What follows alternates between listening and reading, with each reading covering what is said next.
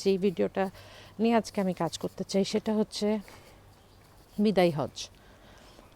বিদায় হজ আমার কাছে মনে হয় যে এমন একটা টপিক যেখানে নবীজি জিতে যাওয়ার পর মানুষ যেই কথাগুলো বলতে পারে এবং সেই কথাগুলো বলতে পারার মধ্যে এক ধরনের অ্যাচিভমেন্ট আছে যে আমি এই কথাগুলো বলতে পারবো এখন।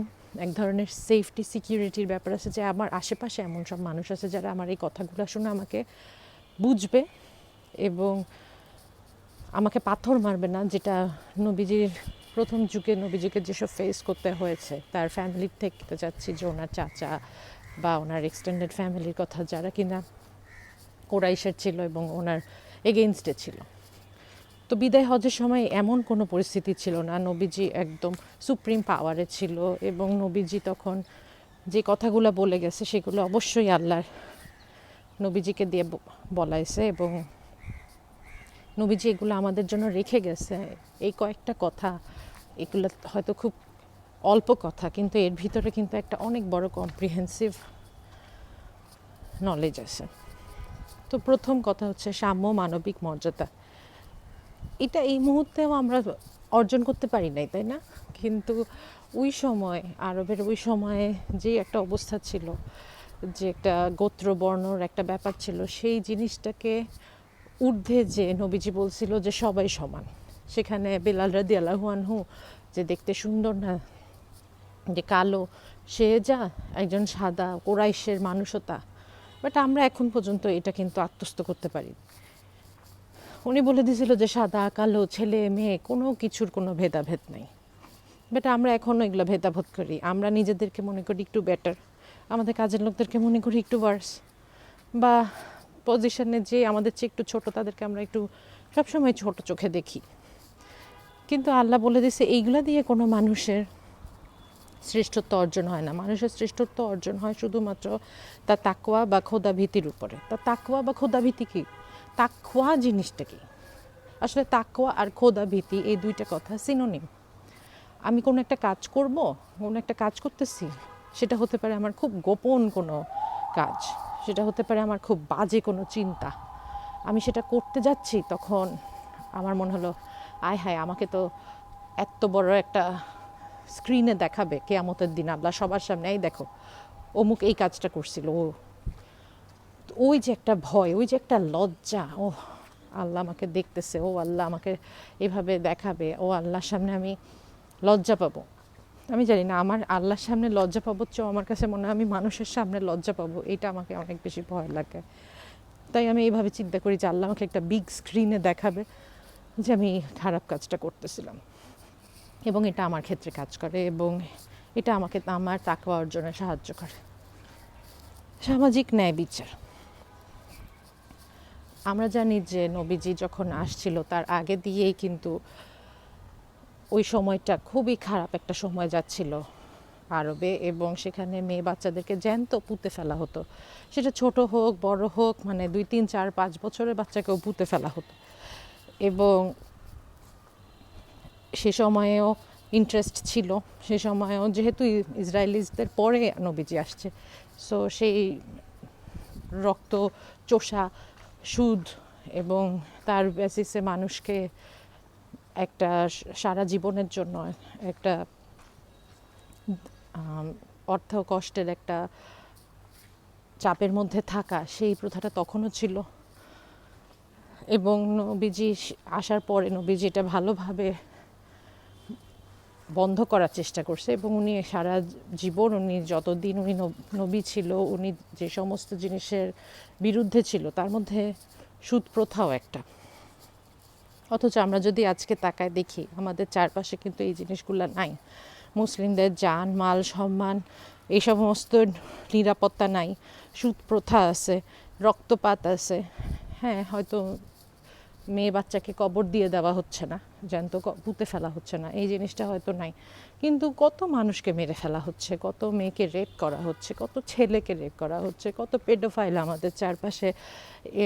আমাদের চারপাশে সুদ নিয়ে বিজনেস করা হচ্ছে এবং এটাকে খুব ইসলামিক ওয়েতে দেখানোও হচ্ছে অনেক জায়গায়। ইসলামিক ব্যাংকের নামে কত কিছু চলছে। এবং আমরা দেখতে পারি যে নবীজি সেই সময়ে এত খুশি মনে যেটা বলতে পেরেছিল এবং একটা অ্যাচিভমেন্টের সাথে যেটা বলতে পেরেছিল যে আমি এইসব কিছু বন্ধ করে দিয়ে গেলাম, এইসব কিছু আর কখনো তোমরা প্র্যাকটিস করবে না। নবীজি হয়তো জানতো যে আমরা এগুলো প্র্যাকটিস করব, কিন্তু উনি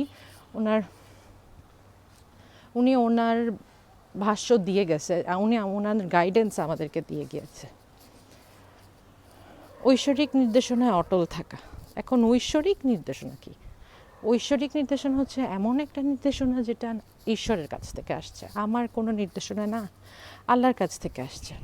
তো এখন আমাকে তো আমার বাবা মা অনেক কথা বলে, আমার ফ্রেন্ডরা অনেক কথা বলে, এগুলা আমি অনেক সময় দেখি যে আমার জন্য অনেক কাজের। কিন্তু অনেক সময় আমরা দেখি যে হ্যাঁ, অমুক যে কথাটা বলছিল ওইটা কিন্তু আসলে ঠিক না, এটা যদি আমি করি তাহলে কিন্তু আমার এই সমস্যাটা হয় বা ওই সমস্যাটা হয়। কিন্তু ঐশ্বরিক নির্দেশনা, আল্লাহর কাছ থেকে যে নির্দেশনা আসছে সেটা যদি আমি ফেস করতে চাই, সেটা যদি আমি করতে চাই, তাহলে এই ধরনের কোনো প্রবলেম হয় না। আমার যদি মনেও হয় যে হ্যাঁ এটা ঠিক না, আল্লাহ যে আমাকে নির্দেশনাটা দিছে এটা যদি আমি করতে চাই তাহলে আমার ওই প্রবলেমটা হয়, এই ধরনের একটা চিন্তা যদি আমার মাথায় চলেও আসে, আমার একটা কাউন্টার চিন্তা এটাও আসতে পারে যে হ্যাঁ আমার ওই প্রবলেমটা হবে, বাট আল্লাহ জানে যে ওই প্রবলেমটা হলেও আমার এটা করা উচিত। যেমন আমি একটা উদাহরণ দিতে পারি যে মানুষের কাছ থেকে কোনো কিছু আশা না করা, এটা একটা ঐশ্বরিক নির্দেশনা। তুমি তোমার কাজ করে যাবা, তুমি তোমার লেভেলে মানুষের সাথে ভালো ব্যবহার করবা, তুমি আগে সালাম দিবা, তুমি আগে যে সম্পর্ক ভালো করার চেষ্টা করবা, এবং সেই মানুষটা যদি সেটা রেসিপ্রোকেট না করে সেটা নিয়ে তোমার এত চিন্তার দরকার নেই, তুমি তোমার কাজ করবা। এখন আমি যদি মনে করি যে হ্যাঁ আল্লাহর এই ঐশ্বরিক নির্দেশনাটা আমার লাইফে আমার ভ্যালু মানুষের কাছে কমায় দিচ্ছে, মানুষ আমাকে দাম দেয় না, মানুষ মনে করে আমি একদম সস্তা, এটা অবশ্যই এটা খুব স্বাভাবিক, মানুষ এভাবে চিন্তাই করতে পারে এবং আসলেই মানুষ হয়তো আমাকে দাম দিবে না। কিন্তু আমার কাউন্টার লজিক হবে এটা যে মানুষের কাছে দাম পাওয়ার জন্য কিন্তু আমি এটা করি নাই, এটা আমি করছি আল্লাহর কাছে দাম পাওয়ার জন্য। এবং আমি যদি এই রাস্তায় থাকি তাহলে এক সময় হয়তো মানুষ আমাকে দাম দিবে, এবং মানুষ যদি আমাকে দাম নাও দেয় সেটা কিন্তু আমার ফার্স্ট পয়েন্টেই ইন্টেনশন হওয়া উচিত না। সো আমার যে সমস্যাটা ক্রিয়েট হচ্ছে যে মানুষ আমাকে দাম দিবে না বা মানুষ আমাকে বুঝবে না, সেটা কিন্তু প্রথমেই এমন একটা সমস্যা যেটা আমার নিয়তের সমস্যা, যে মানুষকে নিয়ে আমি চিন্তা করতেছি। এবং আমি যদি এভাবে ভাবি যে মানুষকে নিয়ে চিন্তা করাটা তো আসলে এত খারাপ কিছু না, অবশ্যই না, মানুষকে নিয়ে চিন্তা করাটাও ভালো, মানুষের চোখে ভালো হওয়ার চেষ্টা করাটাও ভালো। সো এটাকে এত নেগেটিভলিও দেখা যাবে না, কিন্তু এইটা আমার প্রাইমারি পারপাস না, এটা আমার সেকেন্ডারি পারপাস। প্রথম পারপাস হচ্ছে আল্লাহ যেটা বলছে সেটা করা, ঐশ্বরিক নির্দেশনা অটল থাকা। তো এইটা আমি জাস্ট একটা উদাহরণ দিলাম যে কীভাবে একটা ঐশ্বরিক নির্দেশনায় আমরা অটল থাকতে পারি, যেটা আমাদের অনেক সময় মনে হবে যে ফিটিং না আমার জন্য, কিন্তু তারপর আমি কিভাবে অটল থাকতে পারি এবং কিভাবে তার থেকে যে সমস্ত কাউন্টার সমস্যাগুলো আসতেছে তার থেকে নিজেকে বাঁচাতে পারি। তো এই ঐশ্বরিক নির্দেশনাগুলো কোথায় আছে? আমরা সবাই জানি এই ঐশ্বরিক নির্দেশনাগুলো কোরআনে আছে। তো কোরআনকে আল্লাহ আমাদেরকে আঁকড়ে ধরতে বলছে, এবং অবশ্যই কোরআনের সাথে সাথে হাদিস সুন্নাহকেও আঁকড়ে ধরতে হবে। তার কারণ আমরা যদি একটু স্টাডি করি আমরা জানতে পারবো কোরআন যেভাবে রিভিল হয়েছে সেটার সাথে অনেকটুকু সম্পর্ক নবীজির লাইফের।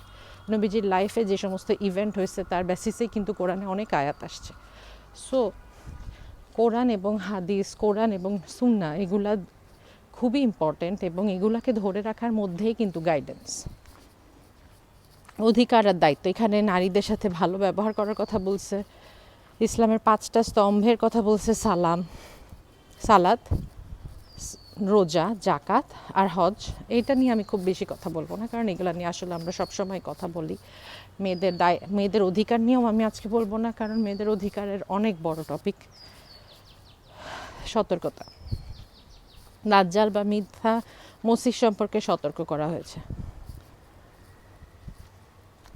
দাজ্জাল বা মিথ্যা মসিহ সম্পর্কে আমাদেরকে যতই সতর্ক করা হোক, আমরা মাঝে মাঝে এগুলো নিয়ে ভিডিও দেখি, মাঝে মাঝে এগুলো নিয়ে চিন্তা ভাবনা করি, আবার মাঝে মাঝে মনে হয় এটা কী করে সম্ভব, একটা মানুষের কী করে একটা চোখ থাকে, কীভাবে তার কপালে লেখা থাকবে সে দাজ্জাল, অনেক কিছু এইসব চিন্তা ভাবনা করি, কিছু কিছু ইনফরমেশন আমরা জোগাড় করছি।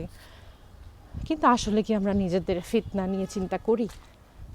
সবচেয়ে বড় ফিতনা তো আমার মনে হয় আজকের দিনে এই ডিজিটাল মিডিয়া, সোশ্যাল নেটওয়ার্ক, যাদের নাই তাদের নাই, এমন অনেক মানুষ আছে আমার পরিচিত যাদের নাই, যাদের ফেসবুক নেই, যারা ইউটিউবে কোনো লার্নিং ভিডিও ছাড়া কিছু দেখে না। বাট বেশিরভাগ মানুষ এগুলি দেখে এবং বেশিরভাগ মানুষ এগুলো দেখতে দেখতে ভুলে যায় চুলায় ভাত আছে, বা বাচ্চাকে গোসল করাতে হবে, অথবা অফিসে এখন এই কাজটা আছে, বসের কাছে যেতে হবে। অফিসে আমার মনে হয় এই সমস্ত সমস্যা কমই হয়, এই সমস্ত প্রবলেমগুলো আমাদের বেশি হয় এমন সব দায়িত্ব পালনের ক্ষেত্রে যেখানে একটু লিনিয়ার বা আমাকে কেউ দেখতেছে না। সো আমরা আমাদের এই ফিতনাগুলা থেকে ভুলে যাচ্ছি যে মেবি দিস ইজ দাজ্জালের ফিতনা, হয়তো বা দিস ইজ নট দাজ্জালের ফিতনা না, কিন্তু এইটাও একটা ফিতনা। এবং আমাদের আশেপাশে দাজ্জাল যে কোনো সময় চলে আসতে পারে। আমরা অনেক বগ একটা ধারণা নিয়ে আসি যে দাজ্জাল কীরকম হবে। আমাদেরকে সবসময় আসলে অ্যালার্ট থাকতে হবে যে কোন জিনিসটা আমাকে আমার দিনের থেকে দূরে নিয়ে যাচ্ছে, আমার দুনিয়া থেকে দূরে নিয়ে যাচ্ছে। দুনিয়াও ইম্পর্টেন্ট, দিনই যে শুধু ইম্পর্টেন্ট তা না, দুনিয়াতে আমাকে যে দায়িত্বগুলো আল্লাহ দিচ্ছে সেগুলোও খুবই ইম্পর্টেন্ট, এবং সেগুলোর থেকে আমাকে কি দূরে নিয়ে যাচ্ছে। সো এই আজকে আমার বেশি কথা আমি আর বলতে চাই না। এই আমার আজকের ভিডিওর সারমর্ম। আমি বিদায় হজ নিয়ে এটুকু কথা বলতে চাই। আমি আল্লাহকে বলতে চাই যে আল্লাহ, আপনি আমাকে সেই তৌফিক দেন যেন যদি আমার কিছু এমন বলার থাকে, যদি এমন কিছু থাকে যেটা মানুষের কোনো কাজে আসবে, সেটা মানুষ পর্যন্ত পৌঁছায় দিতে পারি। আমিন।